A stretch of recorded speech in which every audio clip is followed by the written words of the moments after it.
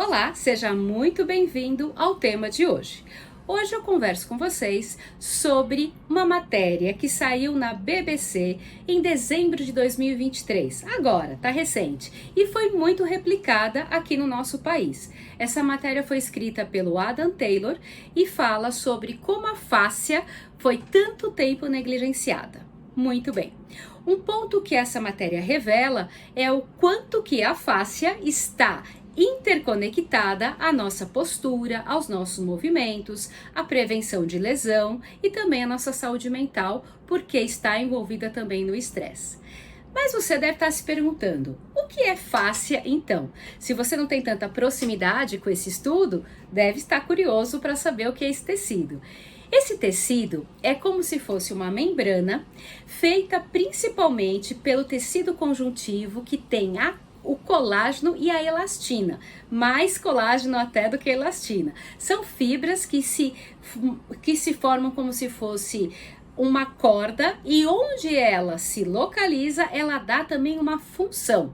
E também dá o que? Possibilita a proteção para esses tecidos. Muito bem. Como que você poderia ver essa fáscia sem ser no seu corpo?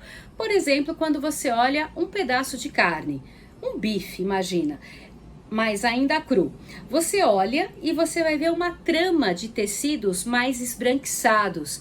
Aquela parte que está mais esbranquiçada, envolvendo uma outra camada de músculo, essa camada mais rígida é a fáscia, mas isso não quer dizer que a fáscia é rígida. A fáscia é um tecido muito maleável no nosso corpo, mas em algumas situações ela é mais rígida, como por exemplo nos tendões, nos ligamentos, ela se comporta, ela se localiza naquela região e se comporta com uma função diferenciada.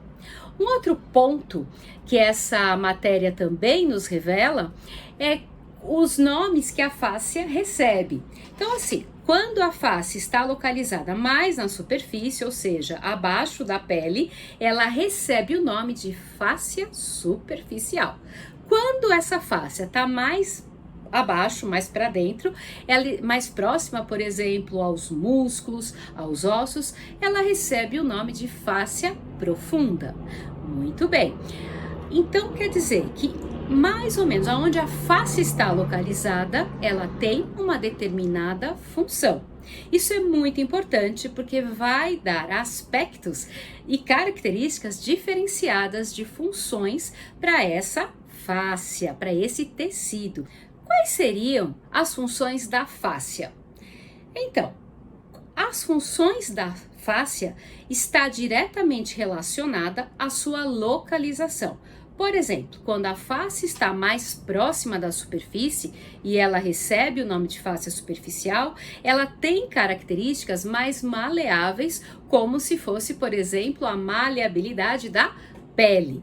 Quando a face está localizada de uma forma mais profunda, próxima aos ossos, aos músculos, essa fáscia recebe o nome de fáscia profunda, e nessa região ela vai transmitir mais força, vai dar mais proteção aos ossos, então ela se comporta com uma característica de mais força.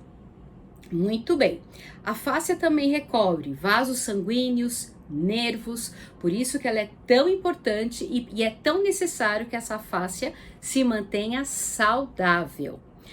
Um dos aspectos, então, abordados nessa matéria e que vários autores, e professores como Robert Schleip, Langevin estão publicando, estão pesquisando, é o papel da transmissão de força da fáscia. E como isso acontece?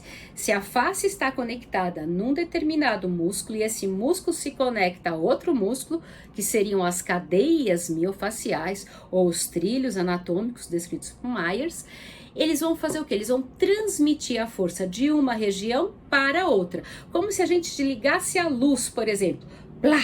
E ele ilumina tudo. Seria essa a função de desdobramento da transmissão da força. Todos aqueles músculos é como se um escorregasse pelo outro, conectados por uma tensão. E essa tensão é uma qualidade dada pela fáscia, por conta do seu formato em corda, do seu formato tridimensional e de conexão e de ser uma forma única também de conexão. Muito bem. Um outro aspecto importante dessa matéria que foi demonstrado é que, também de acordo com as pesquisas de vários colegas aí, que são Robert Leip, Langevin, Carl Stecco, Luigi Stecco, eles encontraram que a fáscia tem o segundo maior número de terminações nervosas, só perde para a pele. Então, assim, na pele a gente já tem muitas terminações nervosas, mas na fáscia também. Então a fáscia é o segundo local que tem mais terminações nervosas. E por que isso é importante? Porque as terminações nervosas captam informações e vão transmitir a todo o sistema, permitindo que outras regiões recebam informações também, mesmo à distância.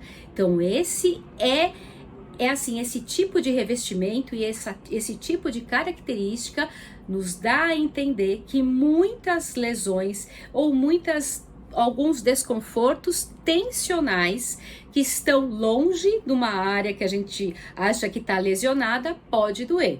Mais ou menos 30% de algumas pessoas com dor musculoesquelética podem ter esse caso. Envolvem a fáscia ou que a fáscia pode ser a causa. E, portanto, muito importante que as pessoas tenham mais acesso às matérias, por exemplo, que foi publicada, para entender que às vezes a dor dela não é como muitos falam, que é aquele nozinho que tá pinçado, que tá com um nó. Não, é a fáscia que tá com alguma restrição. É a fáscia que não tá fazendo a sua função de deslizamento. Mas vamos lá.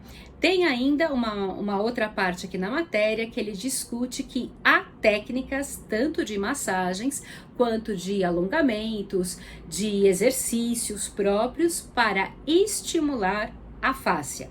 Isso eu acho que você ainda não sabia.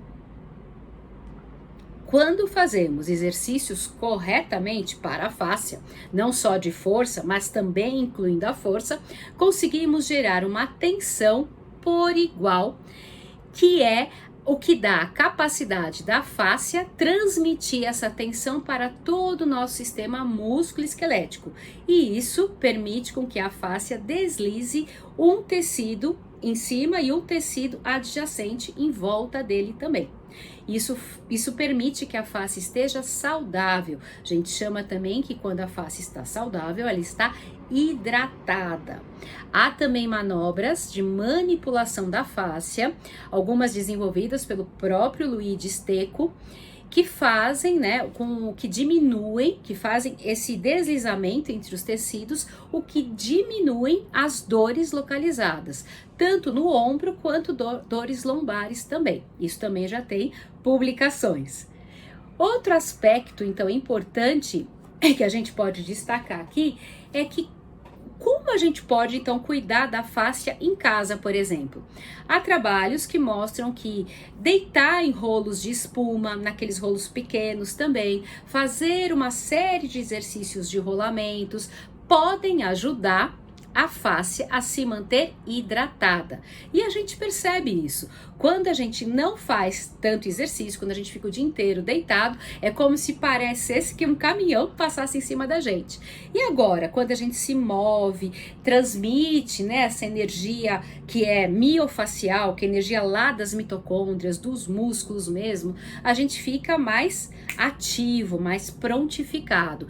Então, nessa matéria que tinha, uma ideia de mostrar o quanto que a face está negligenciada, era a intenção de mostrar para os leitores que existe uma possibilidade de melhorar a sua qualidade diária de movimento através de alguns exercícios próprios para a fáscia. Já que nós fazemos exercícios de força, de alongamento para músculo, podemos incluir também alguns exercícios específicos para cuidar da fáscia.